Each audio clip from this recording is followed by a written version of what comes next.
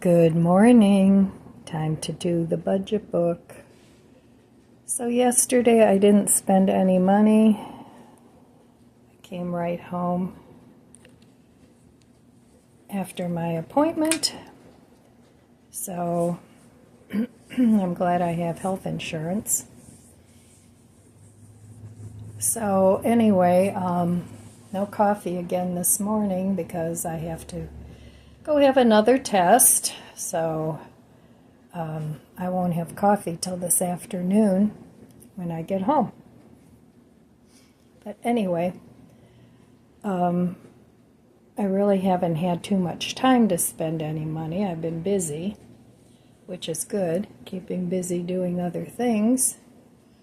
And I don't need to spend money every day. There are still some things that I want to get in my Amazon cart, but they're not going to run away. You know, there's so many products to choose from on Amazon. You're always going to find something. So I haven't bought that pole saw yet, and there were a couple of other things that I put in my cart that can wait. So I have to schedule yet another test from the surgeon that's going to potentially repair my abdominal hernia. He wants me to have a CAT scan. So I'll be scheduling that soon, and we'll see where that goes. So anyway, I'm not planning on spending any money today, although if I'm really hungry when I get done with this test, I might stop and have a bite to eat. I'm not sure. I drive by Dunkin' Donuts. I might have a coffee. We'll see. Or I might just come right home. Or I might go to my mom's, have some coffee with her. We'll have to wait and see. So anyway, not much going on the budget book today. I think I'm doing pretty good on not spending money. The reason I'm not spending money is because right now I pretty much have everything I need. So that's a good thing. So all right, well, I'll be back later and we'll see what's going on today. Look how red the sky is this morning. Beautiful.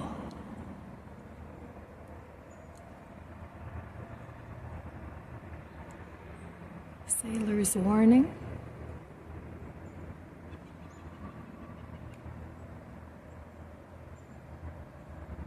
Well, good afternoon. Time to make the coffee.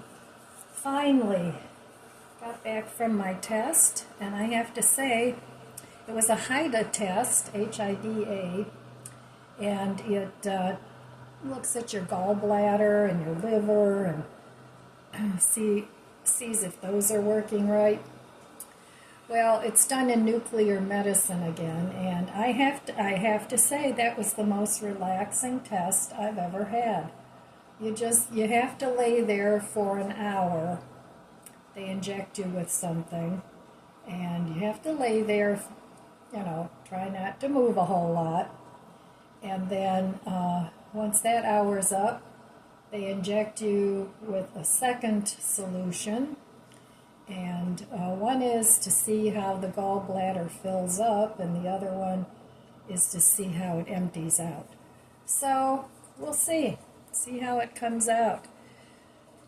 But anyway, on the way home, I stopped at Subway and got myself a veggie sub, and my grandson, I got him a sub too, and I got myself a white chocolate raspberry cookie. Yum. So I'm going to have that with my coffee. And the flavor that I've got in there, I put some syrup in there, this Torani. Pre-made sauce, pure-made sauce, whatever. This one is sea salt chocolate caramel. thought I'd do something a little different, and we'll see how that tastes. And then I'm just going to add some creamer to it too. But I just want to taste it without the creamer, first of all, and I hope I didn't put too much water in. Oh, good. And I forgot to put the coffee in. I was so excited about getting a cup of coffee. So what I'm going to do is I'm going to add some instant coffee to my hot water here. Oh well. Oops. So anyway, it's pretty chilly out today.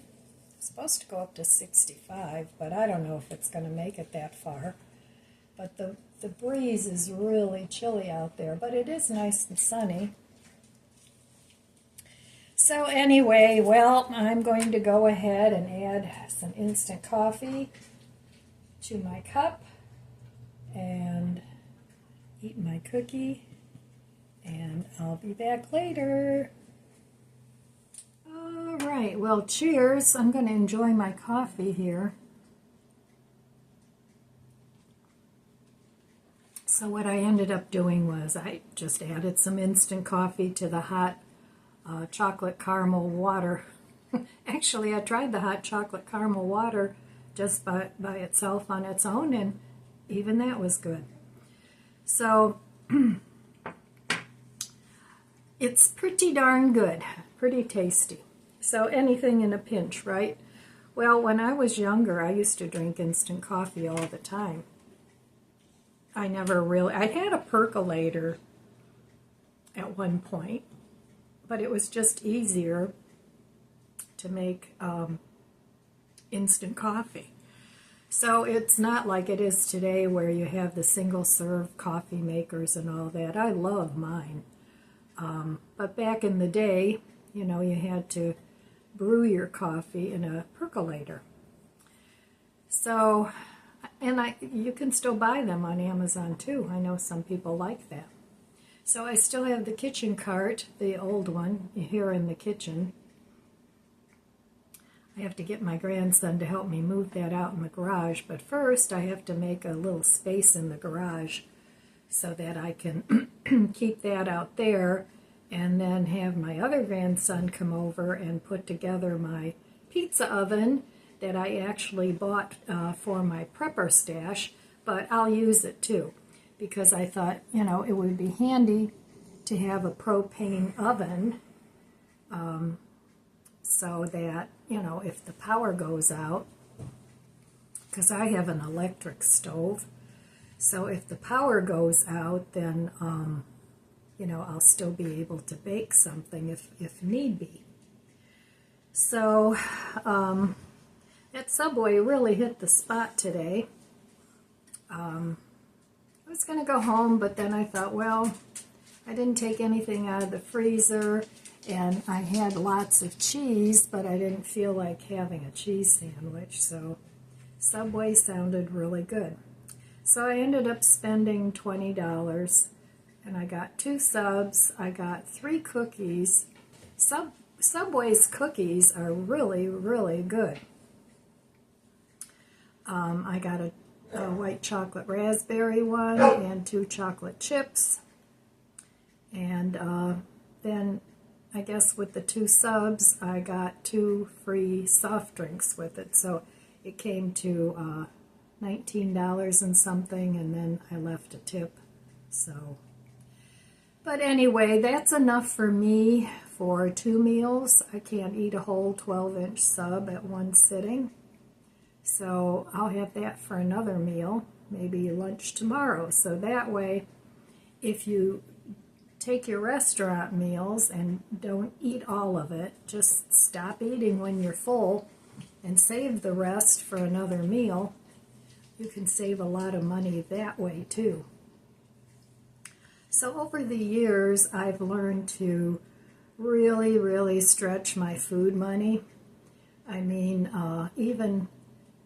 even before it was just me and I had my 3 kids, because I was a single mom, I mean, not the whole time I had my kids, but after a while we got divorced, so after that I was a single mom, and I had to learn to stretch my money because I was a hairdresser back then, and money was really, really tight. And one of the nice things about being in a trade like doing hair and stuff is I always did have pocket money from tips. So then I started doing some hair at home. I had my people that I did in my basement, down in the basement, and not in this house. It was a couple of houses ago. But so I had my regular weekly customers that came to the house, and I did their hair there. And a couple of them I really became good friends with. They were older than me. You know, I was the baby. And it kind of turned into a lifelong friendship. And then my one friend, she was a little older than my mother, actually, and I ended up doing her hair and her husband's hair and her kids' hair. And sometimes I would go to her house, so it would be like, you know, on-call hairdresser. But she came every week. She was very faithful as a customer, and I probably did her hair for, close to 30 years. In the meantime, she passed away quite a few years ago already, and her one daughter became a pediatrician, and my daughter took her young kids to her as their pediatrician. So it's nice that you develop these friendships over the years that sometimes can go generational. So yeah, I think of her often, and she was so kind. She was very fond of me, and she even put me in her will. She left me $500. This was years ago. She left me $500 in her will, and I took that money and I bought myself an iPad with it. But that iPad is really old. The sound on it doesn't even work anymore. But, yep. So anyway, I ran into her son at Ollie's one time, and he looked the same. You know, I'm sure I changed because I'm older than him. But yeah, very nice family. So, but that was my first career, and I had gotten, my mom used to go to the beauty school because my mom is like the queen of frugal, and she used to go to the beauty school to have her hair done, and it was right around the corner from where we lived. And they had a drawing for a free scholarship, and she put her name in and won the scholarship, and that's how I went to beauty school. I went on a free scholarship, and I did all my training there, and I did, you know, the testing that needed to be done. But I really enjoyed that career. I enjoyed that much more than nursing, actually. But I didn't get my nursing license until I was 45. But that was a good career as far as, you know, money goes. It was a decent career. I made much better money there than I did with the hairdressing. And the benefits, I had benefits which I didn't have when I was a hairdresser. So, but yeah, I got my nursing license at 45 years old. So I went as an older student, and I went to nursing school on a Pell Grant because, like I said, I was a single mom with 3 kids, and so I was eligible for a Pell Grant because I didn't make much money back then. So anyway, life goes on, and one of the nice things about life is coffee.